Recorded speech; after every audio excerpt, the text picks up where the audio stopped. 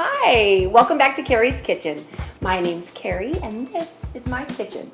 Today I'm going to be making my lasagna. It's a real crowd pleaser. All of my friends love it, and it's something easy to make ahead of time when you're having company.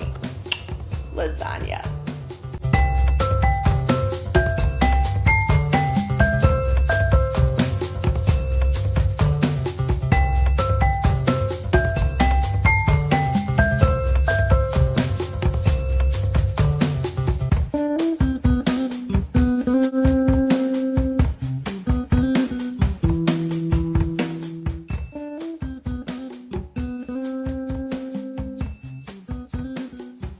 Okay, so my first step is going to be chopping my onion. You want a medium to large yellow onion, not too big to overcrowd the pan. You want to saute it, get a little browning around the edges. You don't want to steam it. If you overcrowd your pan, your onions are just going to get really translucent and soggy, and we want them to have some little browning and a little caramelization around the edges. So I'm probably only going to use 1/2 to 3/4 of my yellow onion, and I have my little pot here, my sauce pot, which is kind of a larger one. It's not a small sauce pot, it's like a medium pan. I've got that heating on medium high. So now I'm prepping my bell pepper. I'm just going to cut the sides off. This is a easy way to seed your bell peppers. I learned this one from Alton Brown, I think. You just go around the outside of your pepper. Done. Look, all the core is right here. And you can just slice off the bottom of that, and you don't have to deal with any seeds. It's so easy. I have like 2 that fell on here. Done. Oh, also, this is my trash bowl. I learned this from Rachel Ray back in the day. I don't know if I mentioned that yet.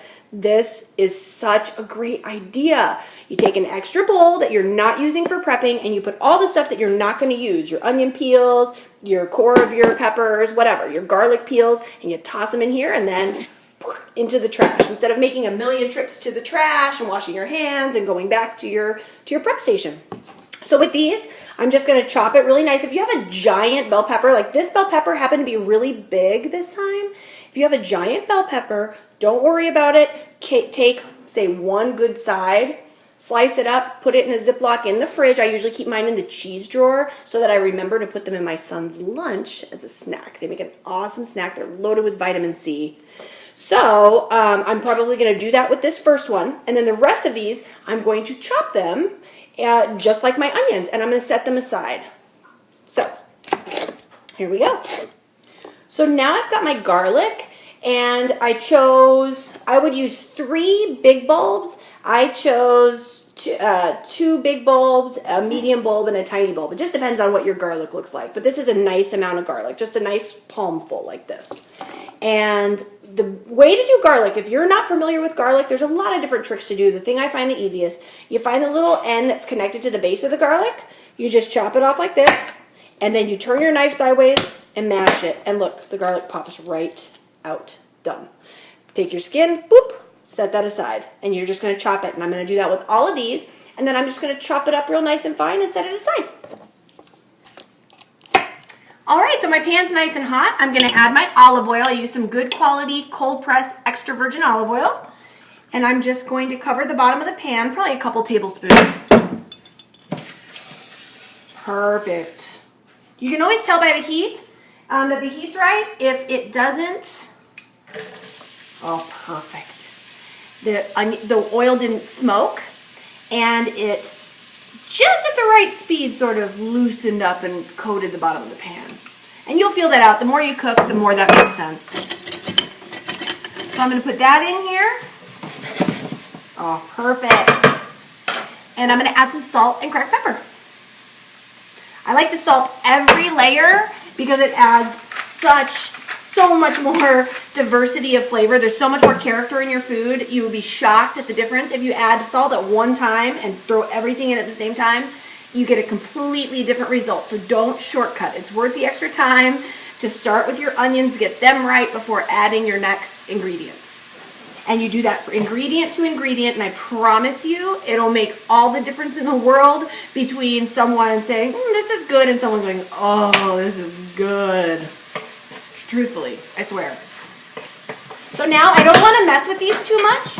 I just have them evenly coated down in the olive oil and the seasonings, and I'm just going to let them hang out for a little bit so that they can start getting brown on the areas that are touching the pan, and then every few minutes, I'm just gonna give them a little stir.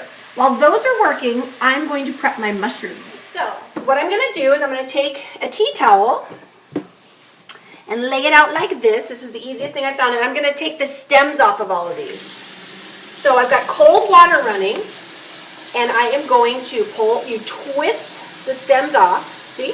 Whoop, right down my garbage disposal. Then I kind of rub them like this, because you don't want to waterlog the mushrooms at all. You just want to rinse off the stuff. So I'm kind of rubbing them as I rinse them without getting them, I mean, they get wet, but you don't want them to soak in water. You don't rinse them in a colander because you won't have the same end result. And then I'm just going to do that with some of them you don't have to twist. This one was kind of loose. I can just pop it. Look, pops right out. Down my garbage disposal. These are really soft, but you don't want the stems in this. They're just not as good. So when I go like this, kind of like with a bar of soap, I go like this. It gets the dirt off of this stuff. The stem had already protected the inside on the baby bellas, right? So all I'm doing is rubbing off the dirt here underwater, so it's getting rinsed off, and on the tops. That's it. And then I just set them all aside like this. I'm going to do that with my entire little box of baby bellas, or crimini mushrooms. Okay, so my next step is my mushrooms. They have been rinsed, and the tea towel soaks up any excess water because you want them to release their natural waters. You don't want to add any water to mushrooms. They inherently already have so much water. So I'm just going to do a nice thin, I like them nice and thin. If they're too thick, they can get rubbery or be way too intense, I think, for people who aren't mushroom eaters. I have fed this to people. I always ask people when they come over for dinner, are there any food allergies or aversions I should know about? If someone's allergic to mushrooms, obviously I'm not putting these in the recipe. But some people think they don't like mushrooms, and then you put something like this in there, and they don't tell you they don't like mushrooms. And then they say, ooh, what's in this? And you say, well, there's A, B, C, D, and of course one of the ingredients is these mushrooms. They say, oh, I usually hate mushrooms. I didn't even know there were mushrooms in here. The idea is they add an earthy flavor for a vegetarian sauce, but you don't need the big, thick slices of mushrooms that create the texture of mushrooms that kind of creep people out sometimes, I think.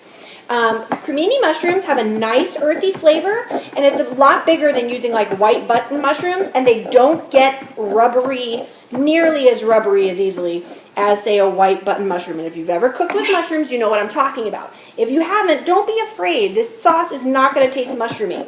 All right, so I am done with my mushrooms, and we're going to use these first. I like to prep all of my other stuff ahead so that it's just there when I need it. But the mushrooms are actually the next ingredients because I want them to release their water and marry with the onions. The onions, because I'm caramelizing the onions, they are, after my last little stir, they're starting to kind of stick to the bottom, which is good. They're releasing their sugars. They're supposed to do that, right?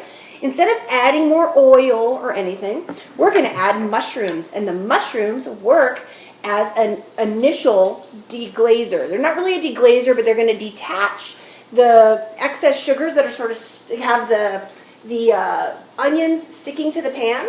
They're going to remove that as they release their water, and you get the flavor, kind of like when you make a gravy from what sticks to the pan with chicken or turkey. It's the same idea, but we're doing it with onions, and we're using the mushrooms to remove the stuff. So you're going to give it a little stir. And add some salt again, and a little cracked pepper. Easy on the pepper, but I do like a little pepper. Salt's the most important with that. I feel that the pepper adds a nice, well-rounded flavor when you're layering. I don't add pepper later into the red sauce, just right now, into these. All right, so they're stirring a little bit. Already, the mushrooms released enough to let go. The onions let go of the pan. It's great. So I'm going to leave them because I want a little browning on the mushrooms too. If you stir them too often, they're just going to be kind of soggy and wet, and what's the point? We want browning. So we're going to leave it alone until you'll hear, right now you'll hear that, oh, there's more water in there. They kind of reduced and got wet down there. All right, let's stir them up and separate them a little so that new sides are touching the bottom. and that we're evaporating that water out. We do not, again, we don't want to overcrowd the bottom of the pan. And now we have more ingredients. We're going to keep adding ingredients, but we need to caramelize them and reduce them properly. And in order to do that, you have to create a little bit of space for oxygen to get down into the bottom to do what we're doing. Hear the simmer going down? You probably can't, but if you can, awesome. Because that's a huge cooking tool. You got to use your nose, your eyes, and your ears when you're cooking. All right, so I'm giving this one more little stir because it made the sound like, okay, I'm ready for another side. And I'm just going to leave this here for a few minutes to do its thing. In the meantime, I'm going to start the water boiling. I've got an 8-quart stock pot, and I am going to turn it on high. I've got some salt in there with the water, nice and full, so that we can boil our lasagna noodles and get them ready. The sauce needs to take a little time to simmer, so I usually wait till I'm at this step and all of my prep's done before I start the water. And then the sauce is guaranteed to have enough time to simmer and cook, and each layer can marry and season properly before my noodles are ready. All right, so I just checked my mushrooms, and they are at the perfect stage where they're still releasing some juice, but they've got some browning. This is when I want to add the basil. The basil won't burn this way because there's enough juice that the mushrooms have released, and it will still be releasing, but it will incorporate really well because there is the juice from the mushrooms and the onions. It will sort of marry and tie its flavor into those. We're going to use more later, but it does 2 totally different things, so please make sure you add it twice. You're not adding it just now and not later, or just later, oh, she said basil, I'll put that in later. You can, but it will not taste the same. You have to put some in now while their mushrooms are hot and at this stage of cooking.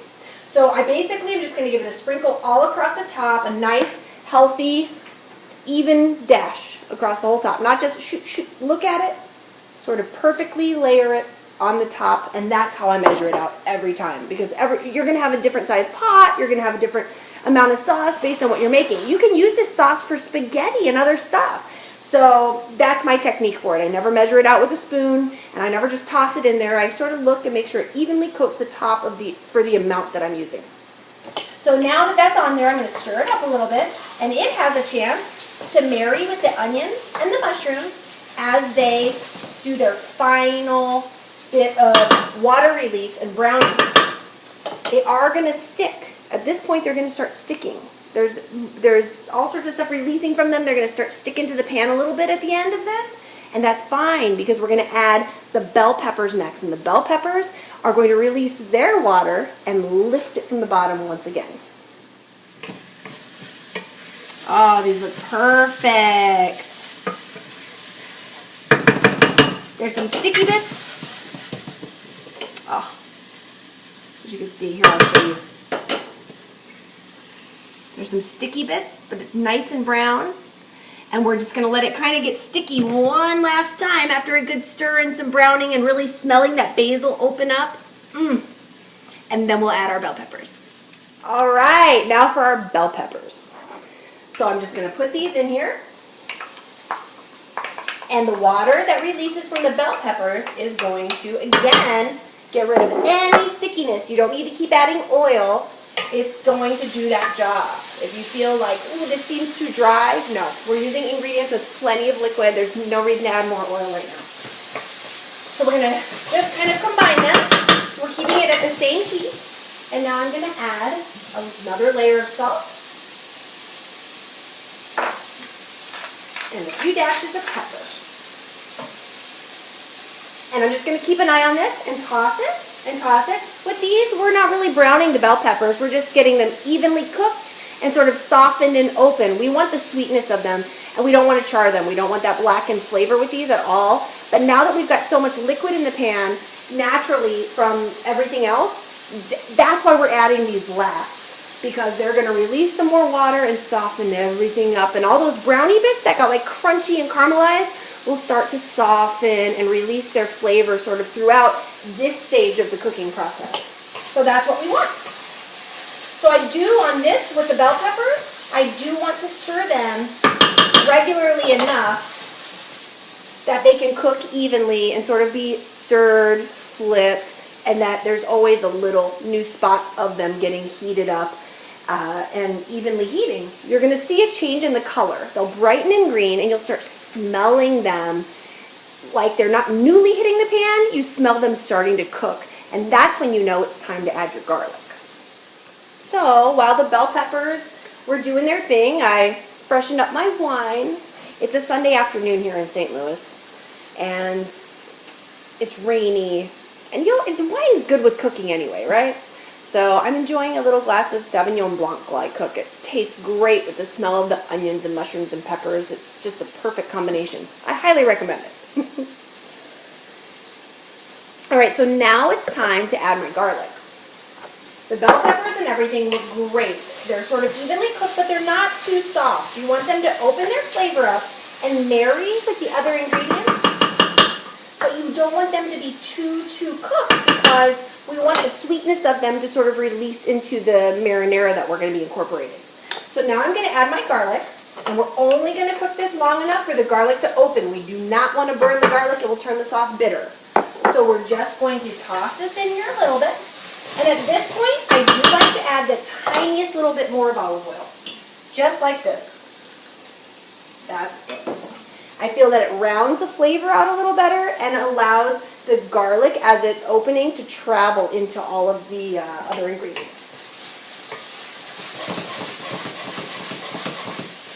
With the garlic, it's important to keep an eye once you add the garlic and stir regularly, kind of constantly. You're more sauteing once you add that garlic because you don't want any of it to get too cooked. So now we've added the olive oil, I've stirred it up, a little more liquid's been released, and I can sort of keep everything together in the center of the pot to be wet and for the garlic to open. I'll toss it again, sort of do the same thing, probably about 3 times. Then the garlic can incorporate itself into everything that I'm doing here before I add my marinara, and that's the next step. So right now, while that's finishing up, I'm going to dump 2 jars of the Newman. This is my favorite lately for this particular sauce. It's the marinara by Paul Newman. It's called Newman's Own, and 100% of the proceeds go to charity. It's all natural, and it's a great base for a sauce like this, especially when you're using bell pepper. It's got enough sweetness to it without added sugar. That works really well, and it's a great base to kind of do what you got to do. It smells fantastic. So what I'm going to do is I'm going to put 2 jars of this in here before that garlic overcooks, and then we're going to stir it up.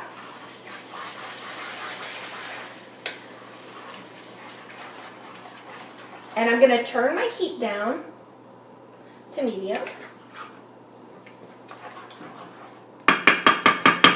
And I'm going to grab a bottle of whiskey. You can use whiskey, you can use sweet vermouth, or bourbon. For this particular recipe, a lot of recipes I use red wine. For this one, I would use bourbon, whiskey, sweet vermouth, or nothing. Maybe a little stock if you had it, or water and some salt. But I want to use every bit of what's left in these jars to make sure that I have a nice full sauce. And we always want extra sauce at the end to put on the top of our lasagna. And the alcohol really rounds the flavor out a lot.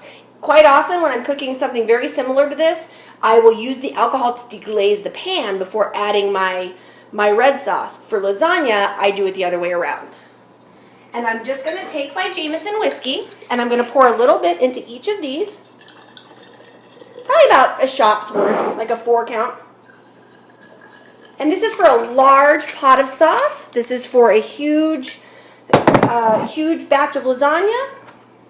So it's really not a lot of alcohol at all, especially once it cooks into everything.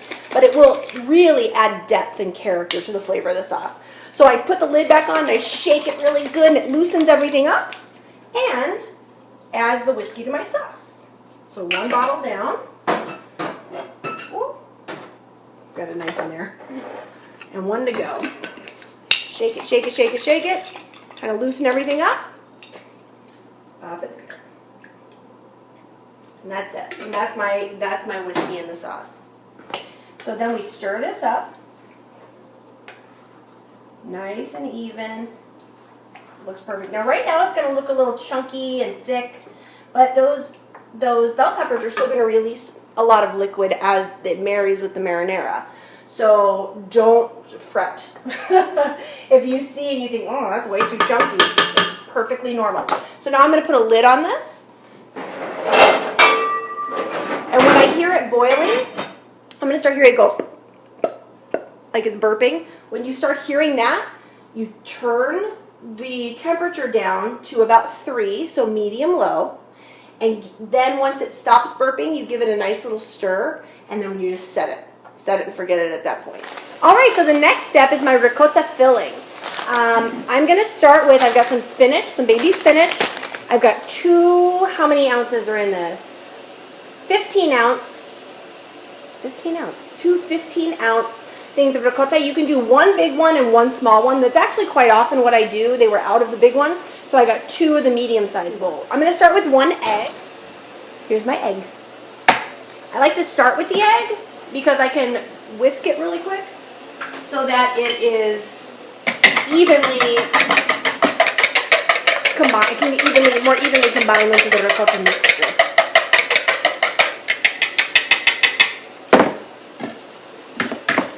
All right, so I've got that. And then we're going to plop in our ricotta.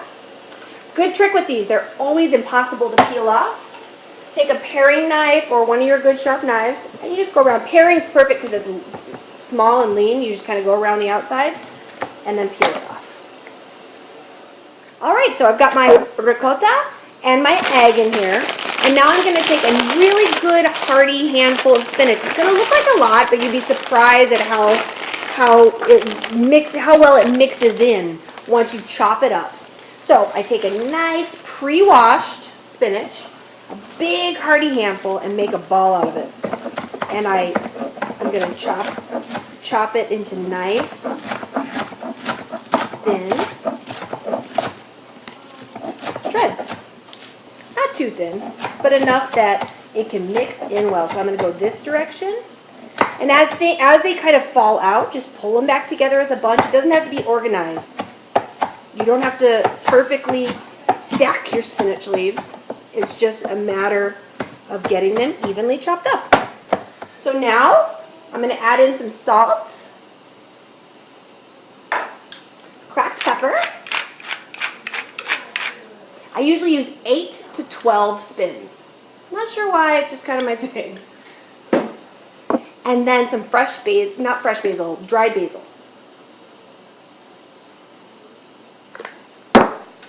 And then you take a fork, not a spoon, a fork, and incorporate all of it. You want to make sure that the egg gets really mixed into everything. So we're going to spin it, spin it, spin it, spin it, mash it, mash it, mash it, mash it, spin it, spin it, spin it, spin it, mash it, mash it, mash it, mash it. Make sure that it's really evenly incorporated. Perfect. And that is our filling. So I'm going to set this aside. I'm going to wrap it in saran wrap and put it in the refrigerator just so that it stays good and cold and happy until we layer. All right, so my pasta's boiling away. My sauce looks great. It smells so good. Everything's loosened up and gotten a little more fluid. So I'm going to add my second round of basil. Again, I'm dusting the top nice and evenly. And that's it. The reason we do this twice is the first time it heats a lot more and cooks really into the stuff and gets a little more intense. This adds the sweet layer, the light layer. And it might seem like a lot of basil, but trust me, once it's spread amongst all the other stuff we're layering, it's perfect. So I'm stirring this in. I'm covering it again. And I'm turning this down to a very low simmer. I just want it to keep warm at this point because this is going to bake in the oven layered with lasagna and stuff for an hour. I want to make sure that it doesn't overcook and get too icky. All right? So we're going to leave this on a really low simmer so that it can continue to marry while we wait for our pasta to be ready. So I've been rinsing the noodles in cool water, just letting it run over the top while I laid out my towels for absorbing the excess water. I don't usually drain noodles for anything else at all that I make, but lasagna, I do every time. You got to rinse off the excess starches, otherwise it's going to stick to everything. So So, and you kind of want to stop the cooking because they're going to cook in the oven for another hour, and they're much easier to handle when they're cooled off. So I just sort of run each one under the water like this and lay them out like this. Time to layer the lasagna. All right, our first step is going to be a standard 9 by 13 inch baking dish. I have sprayed it very lightly, but I sprayed it with an all-natural olive oil nonstick spray. That'll make it so much easier for the sides, once the cheese melts and stuff, to pull it out and make nice, pretty pieces. So the first thing I'm going to do is I'm going to take some of my sauce and put it along the bottom. Probably just about 2 ladlefuls will be enough. Just enough so that my first layer of noodles doesn't stick to the bottom. And then I just kind of go to the edges and sort of even it out with the bottom of my ladle. There's my first layer of noodles.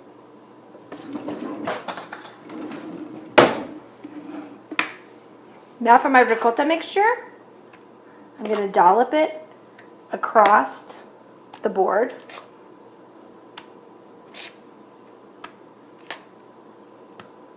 Fairly evenly. And then I take a fork and sort of spread it out.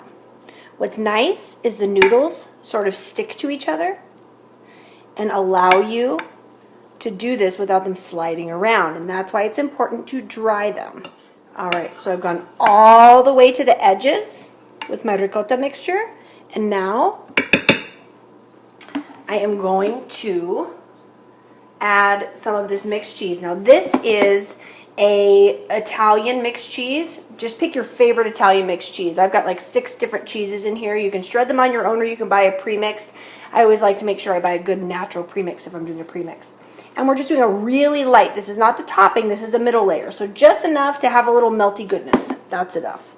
And then we add more of our red sauce. Awesome. I'll just set this on my tea towel. And we're going to the next layer of noodles. Layer 2, exact same steps. So I'm going to add one last layer of sauce before the top layer of noodles. Now, with this last layer, I always reverse the sauce and cheese. It's my own thing, but it works. It just works great. Your top layer, when everything's really hot, doesn't fall off. I feel like that extra layer of cheese will create a glue. So I'm taking this, spreading it out around evenly, and I'm using a fork because I sort of like the striations. They create more nooks and crannies for that cheese to melt into and for everything to marry. But I don't want to mix it up too much, so I sort of just make this happen, okay? And now we're going to add this cheese. The rest of the way through, it's important to have the sauce on top of each layer because it softens the noodles in between the layers. This top layer, it tends to slide off if you don't do the cheese on top. So that's my thing.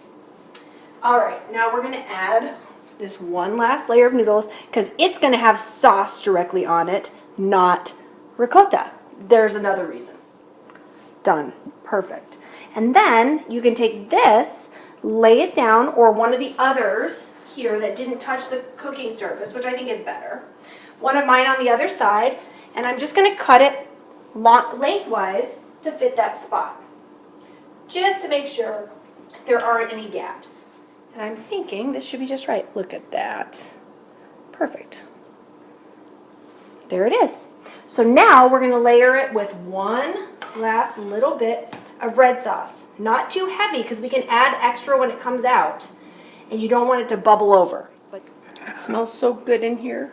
I wish you guys could smell it. It smells so good. We have to wait another hour. It'll be so worth it. All right, so now last step. This goodness. We're just going to do a nice thick layer of cheese on the top. And this is our mixed cheese. Perfect.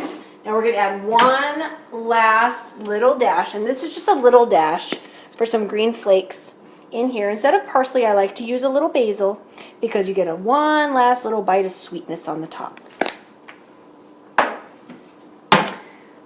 Perfect. Now, I'm going to cover this with foil. And we're going to put it into a 375-degree oven for 50 minutes.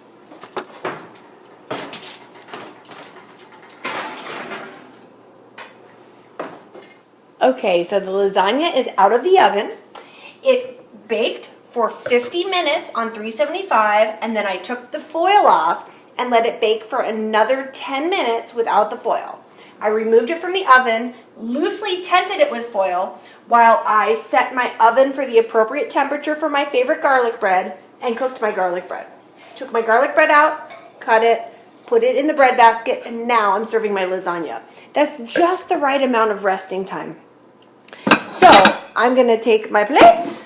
I've now cut my lasagna after it rested. If you do it early, the cheese is everywhere, the sauce is everywhere. Perfect, perfect. So I've cut it into large pieces. Depending on how many people you have to feed, quite often I do it in smaller pieces and serve it with a salad. For tonight, we're doing it in large pieces because it's a smaller group of people and we're very hungry. We waited all day to eat this. We saved ourselves. So I'm going to take a piece of lasagna, put it right in the middle of our plate. Look at that. Oh, so good. And then I'm going to put a little bit of sauce on top. Extra sauce is always nice, especially when you're serving with bread. I'm going to put a little ladle of sauce, kind of go like this so it goes over the sides. Oh, perfect. And then I'm going to use some fresh Parmesan or Romano. I have a little bit of both. I have a wedge of Parmesan and Romano in here for garnish.